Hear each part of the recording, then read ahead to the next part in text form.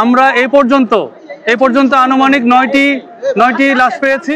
রাজধানীর মিরপুরের রূপনগর শিয়ালবাড়ি এলাকায় প্রিন্টিং কারখানা ও কেমিক্যাল গোডাউনে ভয়াবহ অগ্নিকাণ্ডে 9 জনের মৃত্যু হয়েছে বলে নিশ্চিত করেছে ফায়ার সার্ভিস। ফায়ার সার্ভিসের সদর দপ্তরের মিডিয়া সেলের ভারপ্রাপ্ত কর্মকর্তা তালহা বিন জসিম বিকেলে কালের কণ্ঠকে জানান, নিহতদের মরদেহ উদ্ধার করে পরবর্তী আইনগত প্রক্রিয়ার জন্য পুলিশের কাছে হস্তান্তর করা হবে।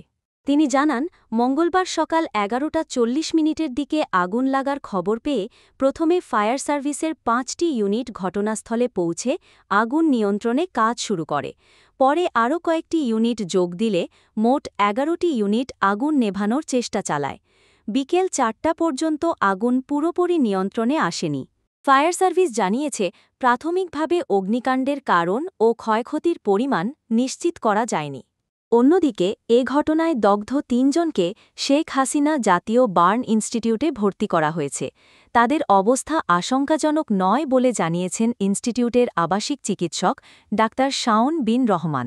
আহতরা হলেন মোহাম্মদ সোহেল সর্দার, বয়স 37 বছর, মোহাম্মদ মামুন 35 বছর ও মোহাম্মদ সুরুজ্জামান।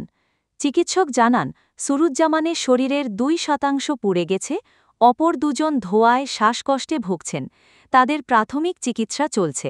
ফায়ার সার্ভিসের কর্মকর্তারা আশঙ্কা করছেন, হতাহতের সংখ্যা আরও বাড়তে পারে।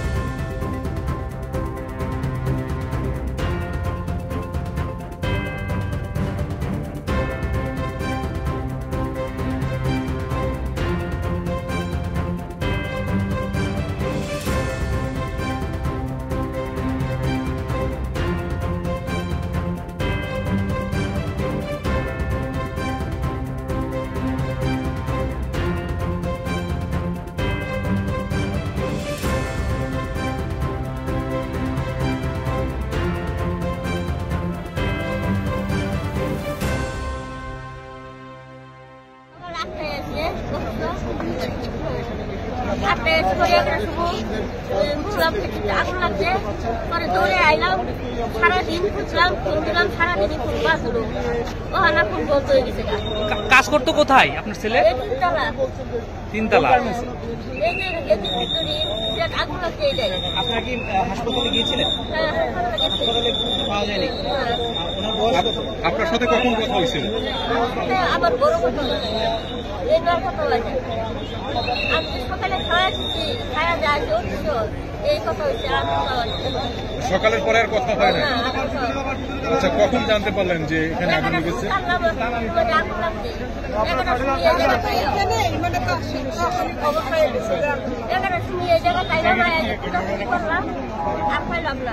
খালি সারাদিন ফোনটা বাজলো, হালা ফোন আর বাজে না, ফোনও বন্ধ হয়ে গেছে। কখন থেকে ফোন বন্ধ পাচ্ছেন? আধা ঘন্টা ধরে ফোন বন্ধ। এই সন্ধ্যার পর থেকে নাকি? হ্যাঁ, সন্ধ্যার পর থেকে।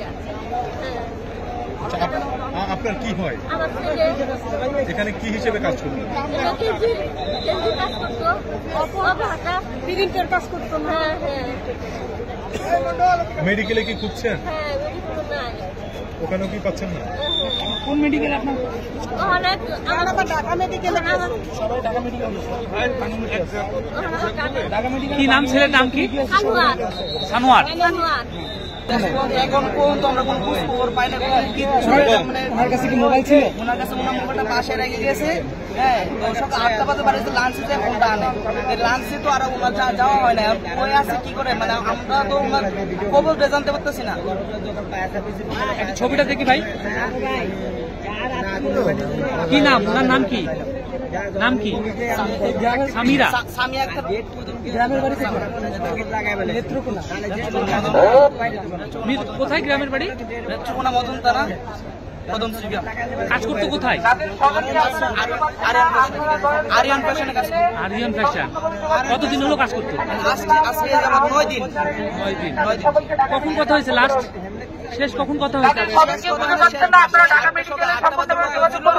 সকাল 8টা বাজে কথা হয়েছিল, এখন পর্যন্ত 11টার পর থেকে আমরা শুনছি যখন, তারপর থেকে আর তার কোনো খোঁজ পাচ্ছি না, কোনো খবরও পাচ্ছি না। এখন পর্যন্ত তার কোনো কথাবার্তা, আর আমরা ঢুকতেও পারতেছি না, প্রশাসনের জন্য আমরা যাইতেও পারতেছি না।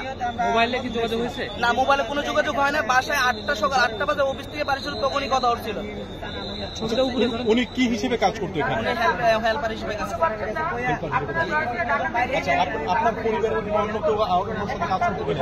আমার পরিবার আর কাজ করতো না, আমার বাসার সামনে দুজন লোক কাজ করতো, ওরাও পাচ্ছে না। আমার বাসার সামনে দুজন আসছিল, তারা একসাথে 3 জন কাজ করে এক জায়গায়। হ্যাঁ, 2 জন পাওয়া যাচ্ছে না। ঢাকা মেডিকেলে খোঁজ করে, ঢাকা মেডিকেলে আমি আমার ছোট ভাই ঢাকা মেডিকেলে একবার গেছে, ঘুরে আইছে, আর ওই দেখে আমার কথাটা শুনতে দেন আপনারা। আমি আমার কথাগুলো বলি, আমি সারাদিন আজকে ঘুরছি। আমাকে ওরা, আমি যখন ঢাকা মেডিকেল গেছি আমাকে ঢুকতে দেয় নাই, এই জায়গায় আসলাম, আমাকে কোনো পাত্তা দিতেছে না। তাদের তো কিছু জানে, চাইতো আমার বোন